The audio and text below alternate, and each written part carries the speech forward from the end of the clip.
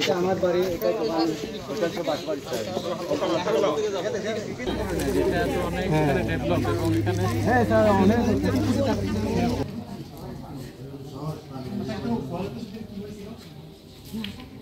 আমি উপস্থিত থাকা সত্ত্বেও আমাকে মারি ধরে আমাকে পেট্রোল দিয়ে আমাকে জ্বালাই দিতে চেয়েছে।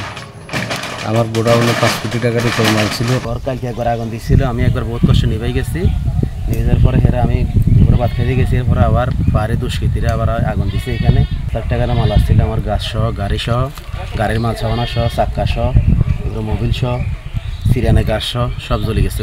যা পারি দিচ্ছি, যা পারি দিব, মানে পর্যাপ্ত পরিমাণ মতো তাদের যা ক্ষতি হয়েছে এটা জীবনেও কেউ পূরণ করতে পারবে না। যেই জিনিসগুলো ক্ষতি হয়েছে, যেইভাবে ক্ষতি হয়েছে, এগুলো আমরা জীবনেও পূরণ করতে পারবো না। তবে কথা হচ্ছে দাঁড়ানোর মতন করে মানে তাদেরকে ক্ষতিপূরণ পুনর্বাসন করার মতন আমরা চিন্তায় আছি। বইমানে যে ঘটনা ঘটেছে আপনারা জানেন যে আমি এবং জেলা প্রশাসক মহোদয় গতকালকে বিকেলে এসে আমরা ডেড বডি এবং যারা আহত তাদেরকে আমরা অ্যাম্বুলেন্সে নিয়ে গেছি।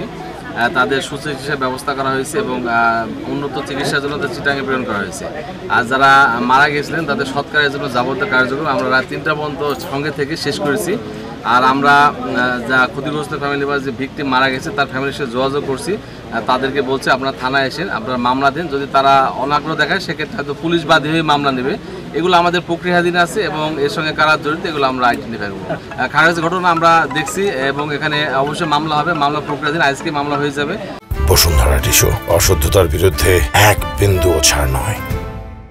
এখন আমরা আমাদের সরকারের তরফ থেকে আমরা এখানে আমাদের জেলা পরিষদ চেয়ারম্যান মহোদয় আছেন, পুলিশ সুপার মহোদয় আছেন, আমরা এখানে এসেছি যাতে আমরা আমাদের ক্ষতিগ্রস্তদের পাশে থাকতে পারি এবং তাদেরকে আমরা মেসেজ দিতে চাই যে আমরা সম্মিলিতভাবে তাদের পাশে রয়েছি এবং এখানে যে ক্ষতি হয়েছে যার ক্ষতি হয়েছে সেটি আসলে অপূরণীয়। আমরা সরকারের পক্ষ থেকে তাদের পাশে থাকবো এখানে। এর পাশাপাশি একটি জিনিস আপনারা জানেন যে যারা যেখানে যে কর্মসূচি চলছে, অবরোধের কর্মসূচি চলেছে, তাদের সাথে আমাদের আলোচনা হয়েছে। আমরা আলোচনার টেবিলে এটি সমাধান করতে চাই। আপনারা জানেন যে ইতিমধ্যে আমরা যে তাদের কাছ থেকে বিভিন্ন দাবি দেওয়া পেয়েছি, তার প্রায় 8টি দাবি দেওয়া পেয়েছি। তার সেই 8টি দাবি দেওয়ার মধ্যে 7টি আমরা অ্যাড্রেস করছি এবং সেটি নিয়ে কাজ করছি। তবে বিশেষ করে আমরা যারা নিহত হয়েছেন তাদের পাশে থাকব এবং তাদের পুনর্বাসন, তাদের পরিবারের পুনর্বাসনের যে কাজ সেটি সম্পন্ন করব। তাদের আরেকটি দাবি রয়েছে যে 144 ধারা প্রত্যাহার। এই 144 ধারা যদি আমরা প্রত্যাহার করতে চাই তাহলে কিন্তু এর সাথে অবরোধটাও কিন্তু সম্পর্কিত। আমি তাদের সাথে আলোচনা করেছি যে আপনাদের অবরোধ প্রত্যাহারের সাথে সাথে পরিস্থিতি স্বাভাবিক হলে আমরা কিন্তু খুব দ্রুত 144 ধারা তুলে নেওয়ার বিষয়টি বিবেচনা করব এবং আমি মনে করি তাদের যে দাবি দেওয়াগুলো রয়েছে সেটি পূরণের জন্য কিন্তু আসলে অবরোধ প্রত্যাহার করা প্রয়োজন।